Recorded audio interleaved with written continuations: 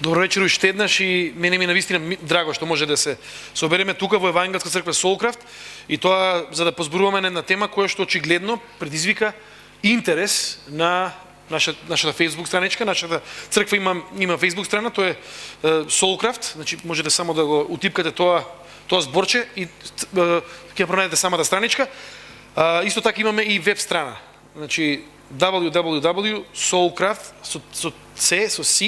soulcraft.mk и таму можете да најдете доста материјали од ова што всушност го правиме како црква, објави и информации. Темата која што предизвика толку голем интерес е всушност беше насловена забрзан курс за потенцијални пророци. И некои од нашите пријатели на Facebook, некои што влегува во интеракција со ваквата страничка, всушност помислија дека ние можеби организираме ваков еден курс, дека ова е курс, па почна оние македонски конспиративни сценарија кои што всушност гласат дека ова е сигурно некој многу скап курс, дека сега некој ќе се обогати, дека сега некој ќе си ги земе парите и ќе отиде некаде, не знам, далеку, некој друг континент. Тоа беа едни од одговорите, некои други едноставно изнесува своји мислења. Имаше и навреди, морам да кажам, морам да ги послушам и тие. Мислам дека не е во ред кога ние, вака ќе кажам, кога ние навредуваме било кого, особено ќе апелирам до нас како христијани, во било која конверзација, дали е тоа во приватна конверзација или на Facebook, значи не имаме мандат од Исус Христос со секој човек да разговараме со полна почит. Не со навреди, значи не со омаловажување, не со еден куп работи кои што можеби нас ни доаѓаат многу лесно. Не, значи тоа не е Исусовиот мандат. Тоа што Исус нас, тоа што го гледаме како Исус во Исусовиот пример, тоа она што гледаме како тип на Исусова интеракција е всушност интеракција полна со почит. Без разлика со кого Исус разговараш, имаше полна почит. И со тоа всушност воспостави едно нешто кое што е многу важно, а тоа е дека Бог, затоа што Исус беше Син Божи, дека Бог секој еден од нас, без разлика на нашата ситуација, на не знам статус, на пол или било кои други нешта кои што нас не одредуваат, вградил во нас суштинско достоинство, кое што ние како луѓе треба да го почитуваме едни кон други. Така да апел, значи да не влегуваме во конверзации на начин кој што реално е недостоен за оние кои што сакаат, било кој од нас кој што сака да го следи Месијата, кој што сака да биде христијанин. Забрзан курс за пророци, ова беше иронија, морам тоа да го напоменам, че ова беше еден ироничен наслов, вие мене подобро ме знаете, некој можеби на Facebook, сигурно на Facebook не ме знаат луѓето, и јас сакам стилски фигури, не сакам црно-бели светови, значи не сакам кога се е црно или бело. Има подрачје во нашиот живот кои што се црни и бели. И тие не треба да ги правиме сиви, ама имаме момент во кој што ние реално треба да бидеме можеби да вака подлабоко размислиме или да се препуштиме на едно имагинативно читање и да видиме дека одреден наслов не треба да се свати буквално, туку треба да се размисли малку повеќе и на Facebook имав можност да малку објаснам, ама денес во наше општество некако тешко проаѓаат тие работи. Тие стилски фигури, тоа богатство кое што верувам дека и Бог ни го има дадено, тоа изразно богатство. Значи ке нас е најчесто со нас ли си или против нас ли си. Од овие си или од оние си. Ако си и секојаш по дефолт ние сме белите, се друго е црно, некако така ни се нас тие нешта поставени, таков е поларитетот всушност. И јас без да сакам морав да влезам, да можеби малку да поразговарам со овие луѓе кои што не почестиле со нивното присуство на нашата Facebook страничка. И да можеби искористиме една прилика да кажеме збор два повеќе за нашата црква. И за тоа кој е всушност стожерот, кој е центарот на нашата црква, дека ние не сакаме да градиме омраза кон било кој и не сакаме да градиме антагонизам кон било кој. Кон други христијански групи не сакаме да градиме, кон други религии кои што се тука присутни не сакаме да градиме антагонизам, кон етнички групи кои што можеби се различни од тие што се тука представени, а мислам дека сме од сите етнички групи не сакаме да градиме заедница која што во својот центар има омраза. Сакаме да бидеме црква во чиј центар е Исус Христос. Тоа е нашата цел. Значи немаме поголема цел од тоа и се надеваме дека Бог ќе ни помогне во исполнувањето на таквата цел, дека ние ќе бидеме таква црква. Со сите наши мани, со сите наши недостатоци, дека ќе бидеме црква која што ќе биде фокусирана на Исус Христос. И дека ќе бидеме црква која што кој што ќе може да укаже на Исус Христос и да укаже на оние кои што го следеа него, оние кои што беа издвоени како луѓе со особена предаденост на Бога. И иронијата во овој наслов, забрзан курс за потенцијални пророци, всушност во самиот факт дека не постои таков курс. Еве да бидам буквален, дека не постои една проповед или не знам еден курс од еден ден или 2 дена или не знам 5 месеци кој што нас ќе направи пророци. Не постои. Нема таков. Постои нешто друго, постојат луѓе кои што Бог ги подигал низ историјата, низ целата она јудео-христијанска историја, кои што во името на Јахве, во името на живиот Бог застанувале и биле тоа што всушност пророк значи на еврејски нави, уста Божја, оние кои што говореле во името Божјо. И оние кои што всушност имале увид во реалноста таква каква што е. Реалноста гледале низ очи кои што се Божји очи и низ призма која што е Божја призма.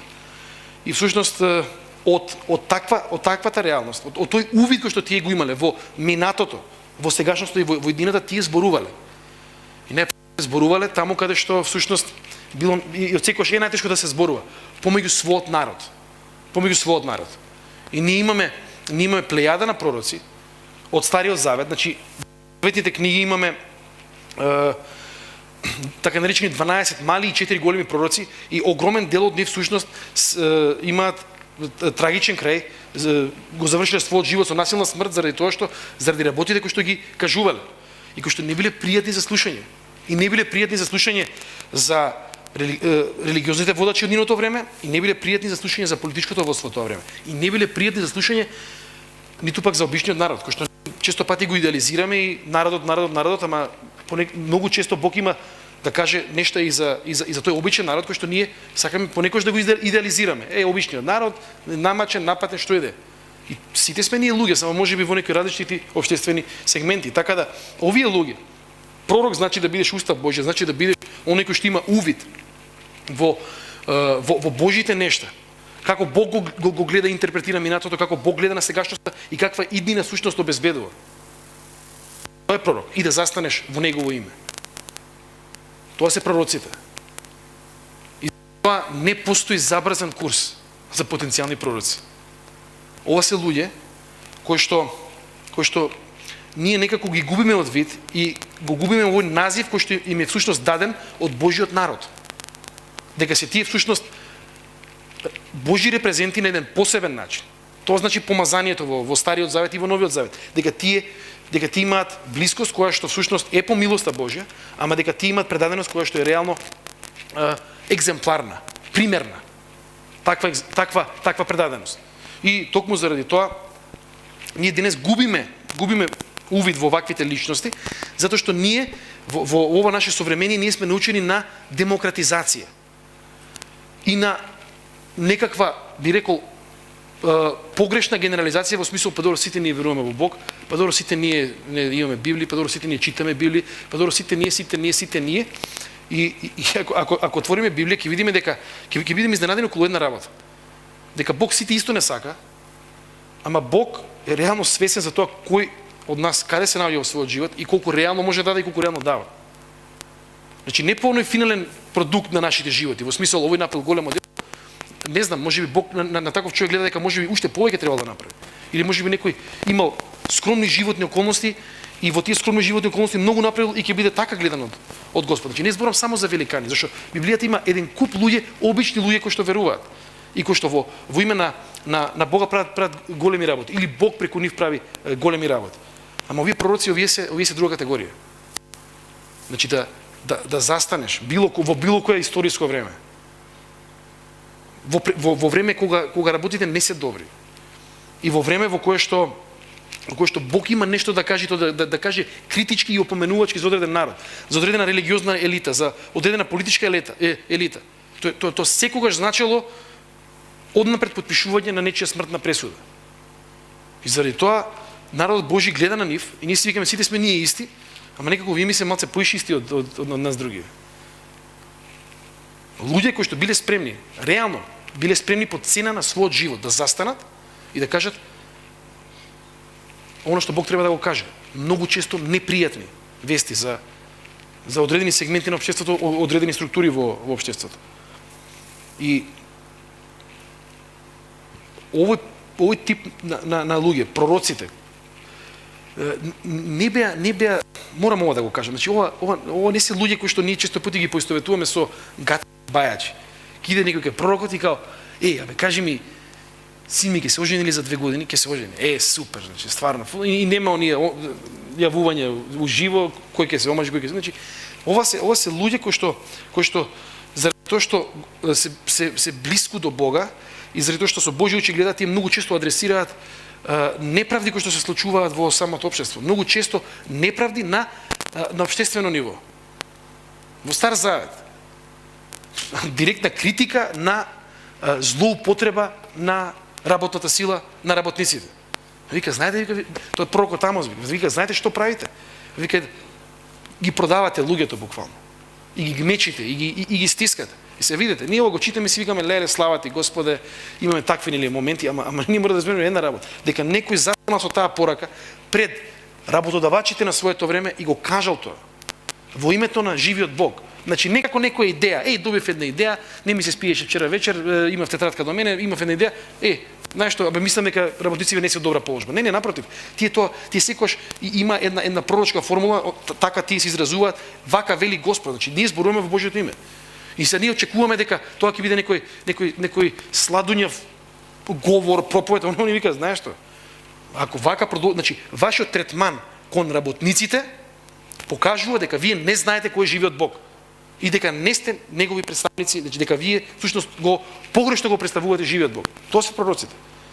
А не само нели иднината што ќе се случи во иднината, што ќе се случи во иднината. И во некои такви наши желби да се знае иднината и да се контролира стриктно иднината, луѓе се уште паѓаат на оние на телевизија, имаме гледачна линија, кога сте роден, ќе кажете што ќе кажат. Значи од таа обсесија дека ние мораме да знаеме иднината и да контролираме иднината. Тоа се наши симптоми. Одење по некои села, често пати не знаеме од наше семејство да посетиме член наше семејство кој што можеби во некоја тешка ситуација, ќе се оди по некои села, по некои води, по некои 300 чуда, за да не знам, така нас ни кажа бајачката ни кажа на тој извор, луѓе ќе измрзнете, значи. Ќе настинете по тие патеки кои што воопшто не се христијански, не се Божи. Свети Јован Крстител. Јован Крстителот. И во филмовите, и во литературата која што е пост новозаветна, имаме едно чувство, дека имаме чувство кога ги читаме Евангелијата, во тие интерпретации на овој негов лик, значи дека овој е човек со кој што нема играчки.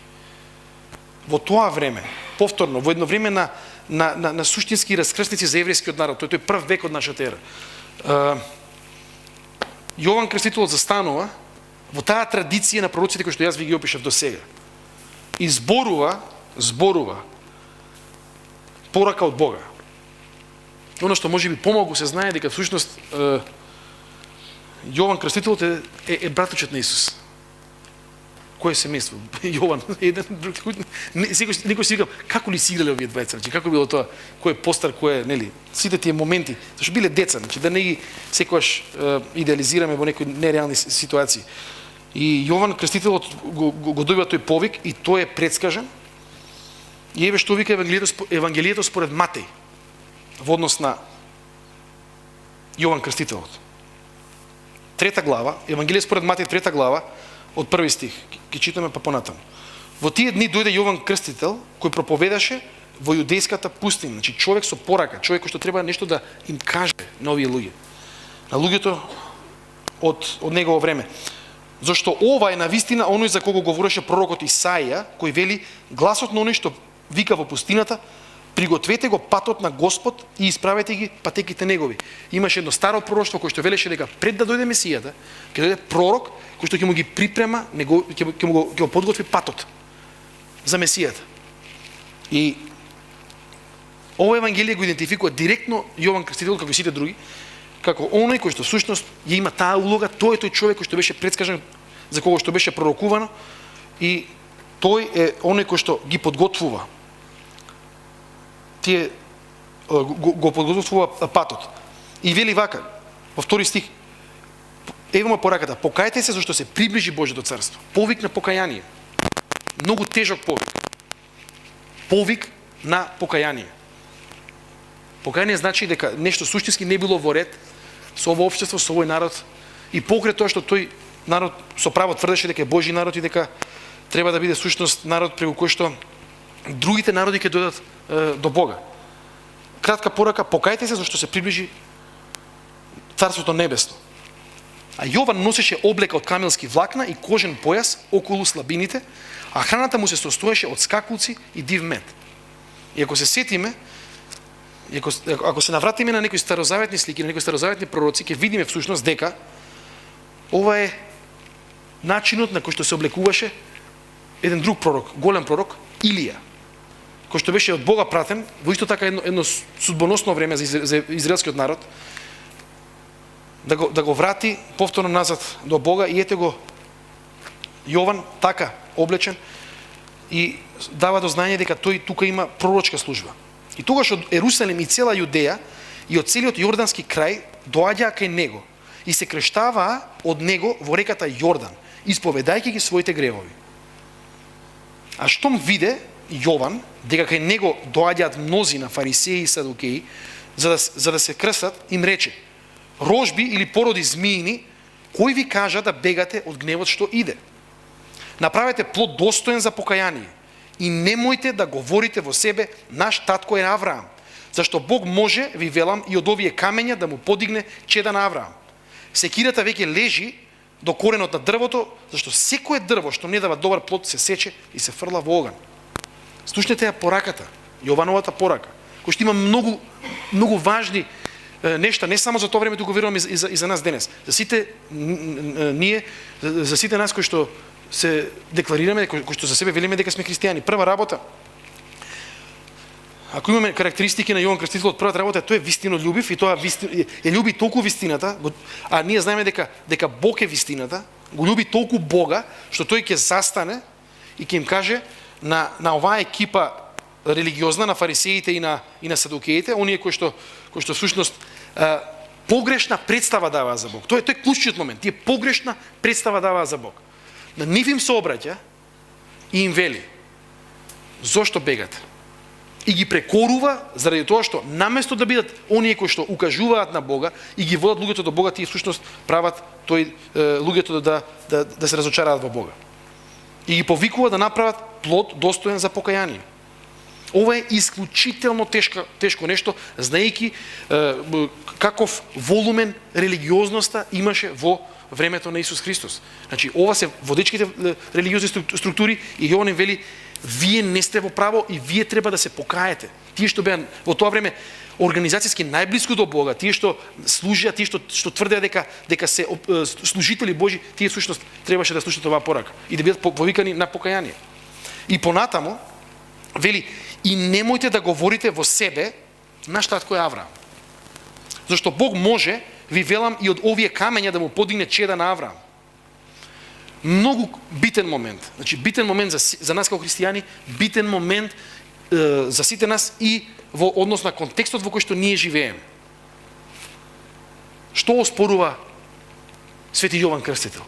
Оспорува нешто кое што е суштинско, и кога мене ми поставуваат прашање многу често како вашата црква се разликува од православната црква или не знам од католичката, имаме, ја би рекол, едно суштинско. Зборам за евангелско-протестантските цркви, евангелската црква какви што сме ние. Значи, ние сакаме да бидеме реално верни на ова што го вели Јован Крстителот, на оваа суштинска вистина, тоа е следното: дека не постои генетско пренесување на верата.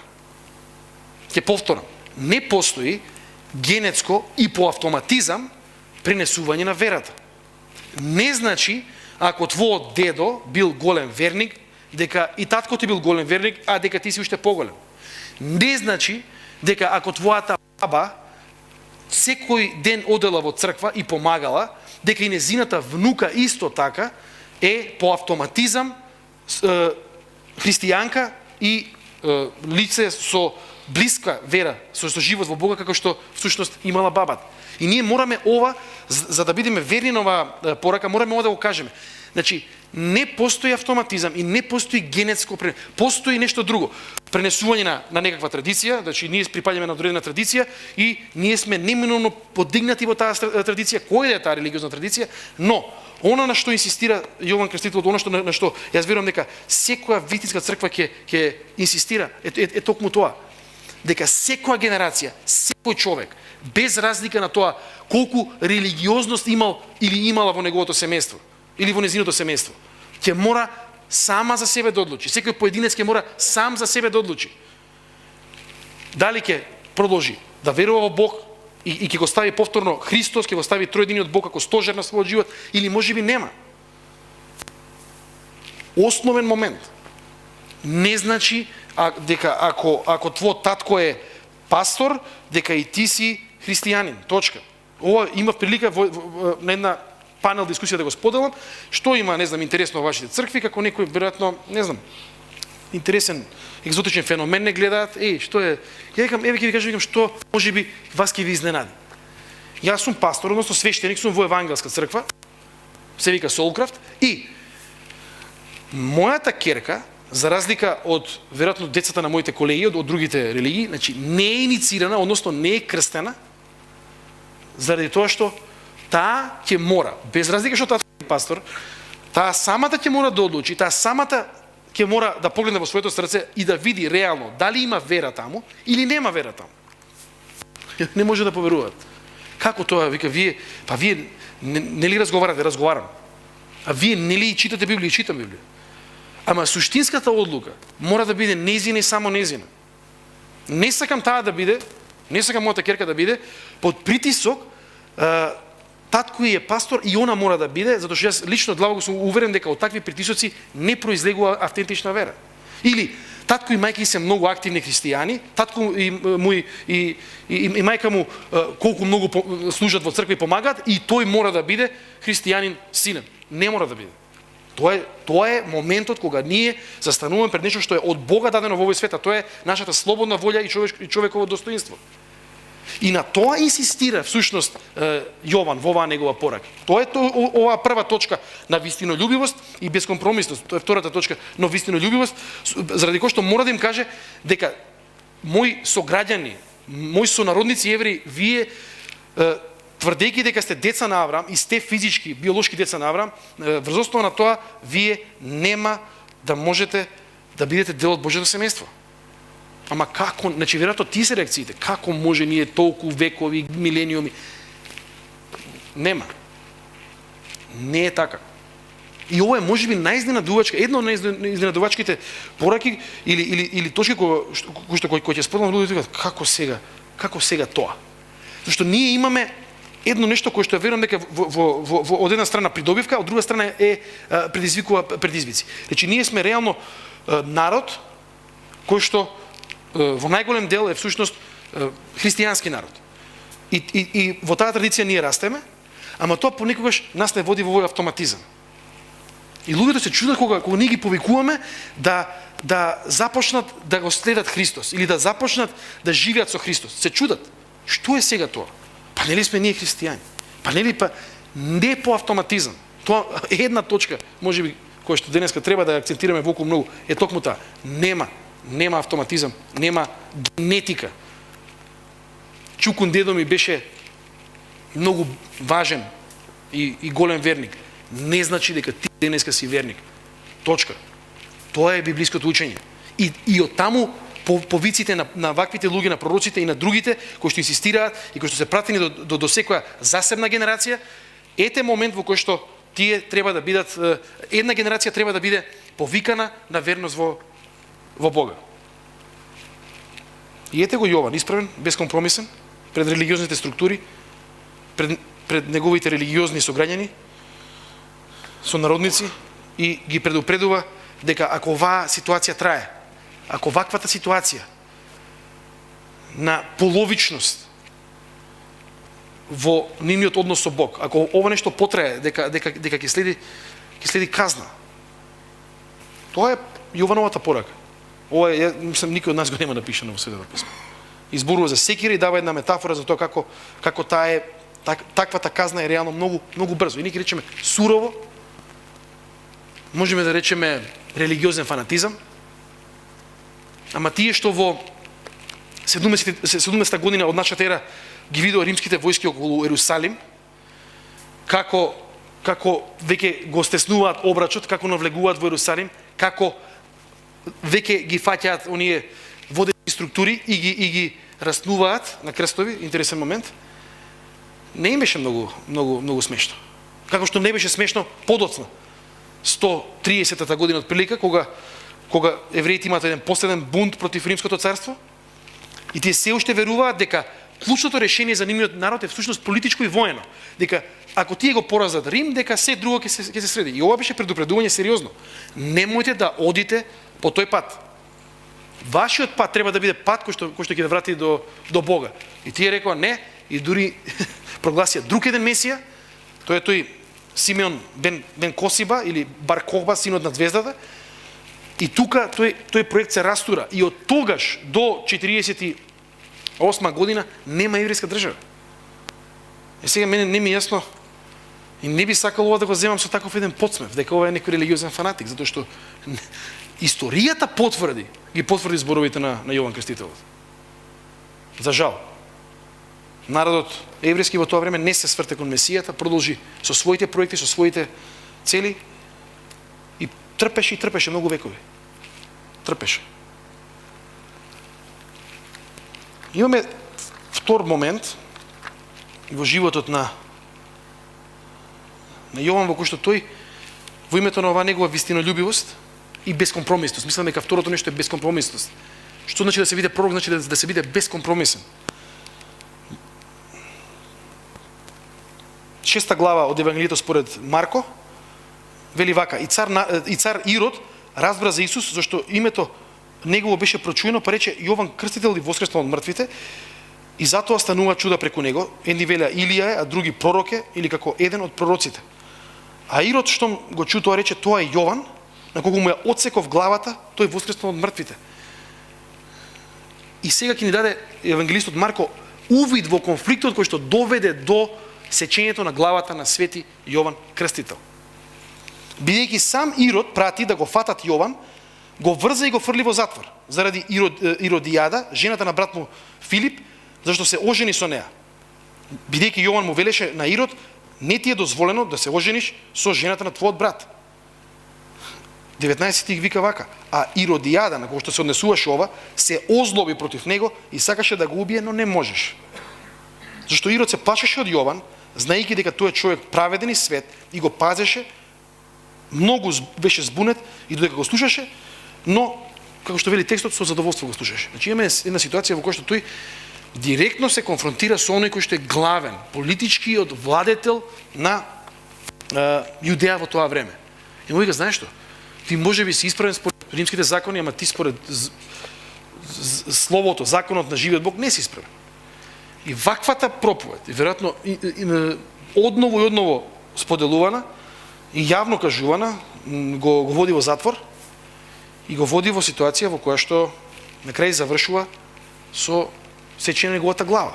И затоа ќе видите во православните цркви како има една фреска која што јас сум се чудел каква фреска е. Човек кој што има глава, ама има и уште една глава во послужавник. Не ми било јасно кога сум видел прв пат. Подоцна дознав дека тоа е всушност една слика која што всушност е реминисценција на овој настан, на настанот во кој што Ирод му пресече главата, а тој сепак живее затоа што живее во Бога. Значи имаме ситуација да се биде пророк, да се биде безкомпромисен и да се влезе дури и во судир со политички елити. Кога знаеме и кога сме убедени дека нешто не е добро, дека нешто сериозно се коси од она што Бог го прави. И она што тука се назира во оваа сторија, и она што е многу често знак на таа пророчка доследност, е всушност следново: дека тој е доследен до смрт. Тој е доследен до смрт и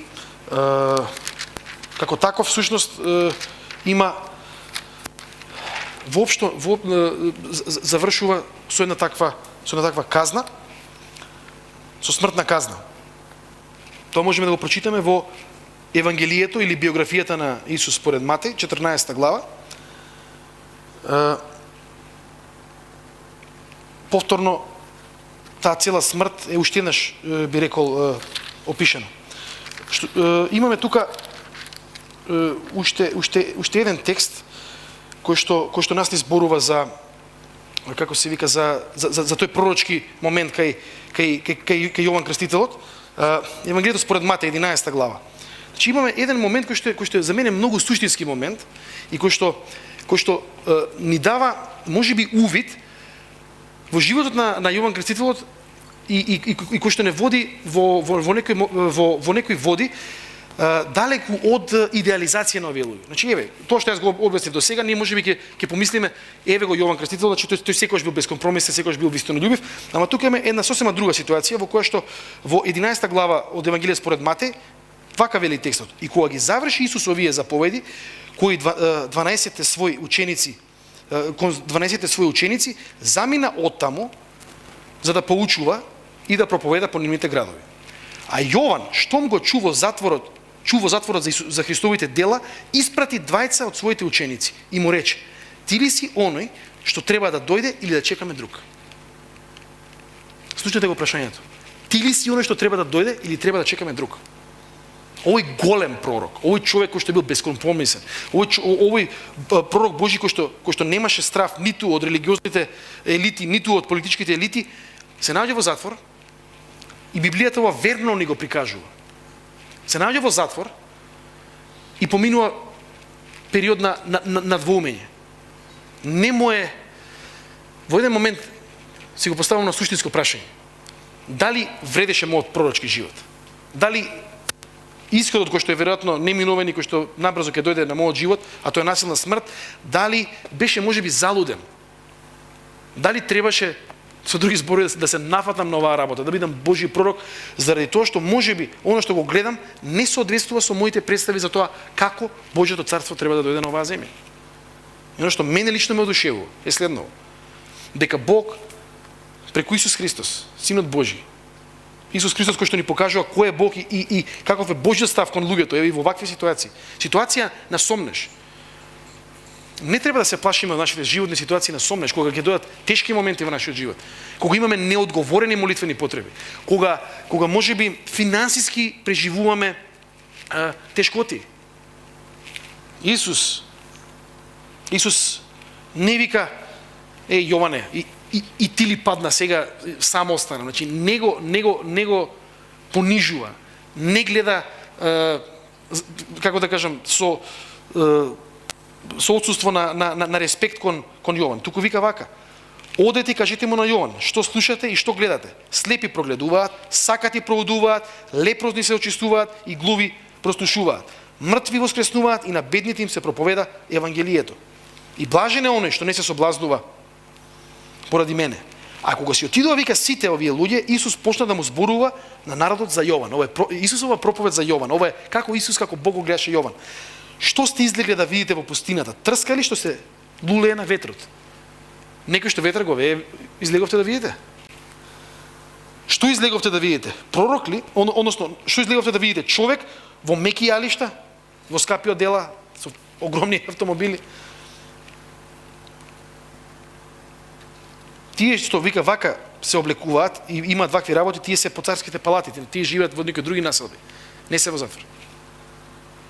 И продолжува со една суштинска афирмација на Јовановиот живот, наспроти неговите сомнежи. Ова сакам како една мала дигресија да ви го кажам. Дека мора, ако поминуваме низ такви моменти во нашиот живот, во кои што имаме неодговорени потреби, имаме неизвестност, животна неизвестност, финансиска неизвестност, неизвестност во однос на нашата работа, неизвестност во однос на, не знам, наши деца или пошироко, некој може би болен во нашето семејство. И ние имаме сомнежи, реални сомнежи. Сакам едно нешто да кажам, дека Бог во тие наши сомнежи, се додека ние како Јован комуницираме со него, значи тој ја афирмира нашата вера. И тој нема ни едно дело што ти си направил за него. Ни еден исчекор што си направил за него, што го има заборавено. Пред очи му се. И тоа е тоа што му се комуницира всушност. И денес, да не биде само, зашто се појави на Facebook дали денес има пророци или нема пророци. Значи, јас верувам дека таа служба, суштинска служба, можеби не во исти вид, не во смисол на тоа дека некој ќе зборува и таквото нешто ќе стане свето писмо за нас, тоа е невистина според секакво христијанско уверување. Ние денес ние мораме да се потсетиме, ја би сакал да се потсетиме на пророците од минатото. Мислам дека малку забележуваме дека суштински пророчка служба има светите Кирил и Методи. Еве нивната пророчка служба, еве што тие направија. Не само просветители, измислија азбука и нели си отидат дома. Не. Тие се бореа. Ако ги гледате нивните житија, нивните животи, нивните биографии, тие до крајот на своите животи се бореа за едно нешто. Тие упорно сакаа да дадат до знаење нешто на кое што ние како евангелска црква и како локална евангелска црква Солкрав апсолутно стоиме, а тоа е следното, дека црквата никогаш не смее да се користи за некаква културна хегемонија, за некакви културни завладувања на одредени простори. Зашто во времето на Свети Кирил и Методи вака беа правилата. За Бога може да се зборува и да се пишува на 3 јазици само. На старогрчки, на еврејски, на латински. И Свети Кирил и Методи самите по мајка Словени изложени и помеѓу словените, значи од тука горе до Моравија, сватија дека секој народ има суштинско право, има достоинство дадено од Бога, евангелието доколку е тоа можно, да го слушне на својот мајчин јазик. На својот мајчин јазик. Блокада. Има 3 свети јазика, старогрчкиот, значи во тоа време грчкиот, еврејскиот и латинскиот. И вие на тој ваш словенски јазик не можете и не смеете да го комуницирате. Не може да има богослужби на старословенски. И овие двајца браќа стамено застанаа како Јован Крстител и кажаа: ова нешто не може да биде во ред и ваквата црква всушност не го следи Бог и неговото евангелие. Свети Кирил и Методи како умреа? Умреа патувајќи, барајќи подршки по затвори, мачени, реално мачени, заради тоа што веруваа дека во самата црква се поткрала една суштинска неправда, дека некои културни сегменти во таа црква сакаат евангелието да го искористат за да всушност наметнат култура нечија во ова огромно мноштво на Словени во тоа време во Јужна и во Централна Европа. И ти кажа не. И тие се не само просветители во тој смисол, тие се и tekako пророци, кои што со векови и претходот на реформацијата. И јас апелирам до сите вас, значи да не викаме од Лутер започна инсистирањето дека богослужбите треба да бидат на некој мајчин јазик. Првите се Свети Кирил и Методи. Затоа умре двајцата. Кој во прогонство, значи кој заради болести и отстранување всушност од нивната првобитна мисија. Мартин Лутер Кинг јуниор, уште еден современ пророк. Многу малку луѓе разбираат дека тоа што Мартин Лутер Кинг го направи не е само тој не е само борец за човекови права, некаков си неутрален или не знам што инспириран борец за човекови права. Мартин Лутер Кинг јуниор е всушност проповедник, баптистички проповедник од југот на Америка, кој што застане, кој што каже вака: од Бога имаме секош истата логика. Сите ние имаме исто достоинство дадено од Бога, без разлика на нашата боја на кожа. И не е во ред да има автобуси за црнци и автобуси за белци. ВЦ-а за црнци, ВЦ-а за белци, ресторани. Значи тоа беше едно општество на сегрегација, поделено општество. Кој застана? Читате добро дека иницијаторите и тој цел прв бран всушност кој што го потегна ова цело движење, тоа беа христијани. Тоа беа најповеќе баптисти, но и од други христијански провиниенции, луѓе кои што застанаа. И нешто што некого ќе изненади е следново, дека на тие маршеви има речиси подеднакво црнци колку што има и белци. Дека белците христијани застанаа и кажа: знаете што, вие сте наши браќа и сестри. И застанаа и кажа: стоп. И тогаш од тој христијански, од таа христијанска вера, од некој еха од Стариот Завет, Мартин Лутер Кинг порача: ослободете го мојот народ. И тоа беше всушност ехо на оно што Мојсе го кажа на фараонот, зашто тој ги доживуваше тогашните политички структури во Америка како фараонски, дека тие всушност се уште во робство го држат, ги држат црнците. Тоа е Мартин Лутер Кинг. И пред некој ден на Facebook имавме Мартин Лутер Кинг Junior Day и постиравме, не знам, кавер и све тоа. И луѓе се, еве денеска имаше едно изненадување. Постирав во контекст на нашава дискусија на забрзан курс за пророци една песна Pride in the Name of Love од U2, која што Гоце саќе ни ја пушти на неговиот мобилен телефон. Може и позна служба, значи не мора сега, да, имаме време така. Значи Pride in the Name of Love, за кој што ја мислам добар дел луѓе мислат дека е напишана за дечко девојка. И денеска ми се спротиставија и ми кажа ти нешто си ги тотално измешал работите. Ја им давам еден исечок каде што Боно пишува, YouTube пеат и го ја опеваат смртта на Мартин Лутер Кинг Junior, зашто зборуваат за 4 април во Мемфис, кога еден истрел одекнуван из Мемфис и понатаму продолжува дека Мартин Лутер Кинг, не се спомнува името, ама дека тој е слободен и дека се може да му земат, ама тоа негово човечко достоинство не може да му земат.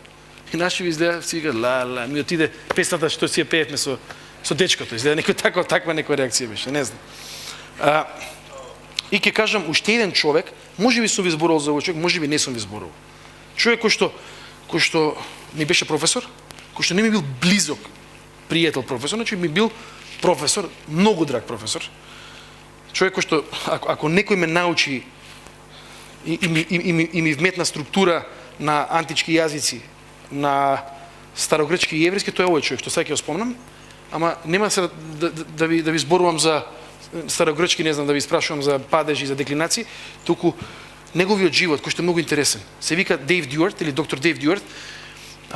Мене тоа што ми изненади на оваа образовна институција се вика Regent College и се наоѓа во Ванкувер. Прво нешто што ми изненади е само што влеговме со мојата сопруга, веднаш професорите инсистираа дека сите студенти нив ќе ги викаат на прво име. И јас се туткам, се викам леле, ако изговорам прво име, да не има пенали после шутирање ништо. Значи они така инсистира и на старогрчки се сеќавам доаѓа човек свој 50 години без капа, како што носи Мед Боер многу често. Без капа, фармерки, па и ствари све како Мед Боер. Значи фармерки, блуза и вика и ние чекаме да седне со нас дека он е некој наш професор, односно дека е студент. И човекот дојде на табла и вика, јас сум Дейв Дюарт, вика, ваш професор по старогрчки. И шок и неверување во публиката, особено тие што доаѓаме од Источна Европа, од Азија, оние авторитарни култури, како може професорот со таква капа? Може, и затоа ми метни носи тука. Значи тоа е сосем окей. Неговата приказна, можам долго да ви раскажам, сакате долго или пократко? Пократко, ја мислам дека е подобро. Е следнава. Доаѓа од семејство кое што не е академско семејство. Сам за себе зборува, он нас не го кажа, затоа сум слободен да ви го пренесам што е можда поверодостојно. Татко и мајка ми вика беа средна школа и мајка ми работеше у пошта, татко ми беше, ако не се лажам, во некоја продавница. Тоа е. Му доаѓаат на Дейв и му викаат, ти планираш нешто, сега ќе завршиш средно за некој месец, планираш нешто? И он вика, ја вика, се мислам. И додека се мислев така, татко ми други ден ми вика, планираш? Вика, па, знаеш што, тато, изгледа вака моментов немам идеја. Чим немаш идеја, вика, ќе разнесеш млеко низ Ванкувер. Татко ми одма имал идеја. И цела година така, и вика, доаѓа пак веројатно некој си мај месец, јуни месец, пак вика, татко ми ќе ми дојде, сите мои другари отидоа на факултет, а ја млеко. Вика, нека ми беше интересно дека со млеко. Возиш млеко, онака, с луѓе, еден многу пријатен човек, многу вака фин. Ама доаѓа негде април, мај месец, пуштам телевизија и гледам одеднашка емисија за грчко-римската култура. И вика, гледам и ме заинтригира. Татко ми доаѓа други ден као порачан и ми вика, ти што ќе правиш? Ја се исправи, Дейв Дюарт се исправи и вика, јас ќе студирам грчко-римска цивилизација. Татко му, што ќе студираш? Грчко-римска цивилизација. Спремам документи и одам на факултет, радосен, зашто викаме, таа уметност, тој начин на живот во тоа време, многу ме фасцинираш. Искрено ме фасцинираш, значи не му била некоја бекап опција, него стварно сакал да го студирам. Идам, вика, ја UBC на University of British Columbia, вртам, немам никој таму, ни моеве другари вика, кој отиде на факултет, вика ги заборавивме, другите вика бевме малски момци, вика, немам никој таму на факултет. И одам низ факултетот да се врткам, таму пишува треба да идам у одредена училница. Ја наоѓам училница да седнувам, вика пун со срам. Сите вика, мислев сите гледаат у мене, овој изгубениот не може да се најде училницата, а дошол на факултет, вакви ли примаат, сите тие приказки. И вика вадам една тетрадка, као спремен, почнувам ќе фаќам некои прибелешки, доаѓа еден професор и ни вика добар ден студенти, ние добар ден, добре дојдовте на вовед во еврејски јазик. И ој, како? Значи вика сум утнал училницата. Значи и вика од срам седам таму и си реков вака, срамот е да станам, пошто тек тогаш ќе пукне ептен срамот. Ај ќе го изслушам ја овој човек, и онака ќе ме заборави до утре кој сум ја. И после ќе си ги најдам училниците на рад за грчко-римска цивилизација, историја и ќе продолжам така. И вика човеков почне и вика ова е еврејската азбука, алеф и пишува. И вика он пишува еврејска азбука, ја го гледам вака. И нешто во тој момент се случува во мојата глава. Си викам, види интересно нешто. Тоа што за мене се шкртаници на табла, за овој човек се букви со значење. И го гледам мамо и почнам со азбуката и заврши часот и јас си реков, јас морам да го научам овој јазик, чија што азбука мене ми изгледа како шкртаници. Fast forward да направам, има детали. Човеков завршува факултет, најдобар у класа, магистерски најдобар у класа, докторат најдобар у класа. И го враќаат, зашто магистерски има завршено во исто во училиште каде што јас бев, го враќаат да биде, веднаш да биде полновремен професор по библиски јазици. Тој е еден од многу ретките професори во светот, каде што за предмети кои што се реално тешки заради структура и начин и заради самата материја, како што се старогрчки, еврејски, тој секогаш имаше листа на чекање. Не само што беше брилјантен ум, туку беше брилјантен педагог. Ке си дојде со тој негов мек начин и веројатно заради својата позадина, разбирајќи дека не секој доаѓа од академска позадина, не секој знае што е падеж, не секој знае што е минато свршено време и идно, значи сите тие он знаеше некако преку неговата сторија дека има сигурно има еден барем во оваа училница кој што може би ова не го знае. И оди го праќаат, значи и после некое време тој е всушност лингвист и старозаветничар. Кога бев јас, тоа се случи, тој ја напушти оваа работа.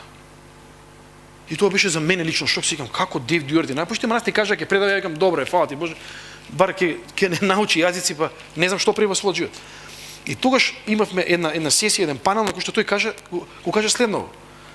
Дека тој со години чувствувал повик, без разлика тоа што е магистар, доктор, што и да е, да оди во една општина во Ванкувер, во центарот на Ванкувер, се вика Downtown East Side.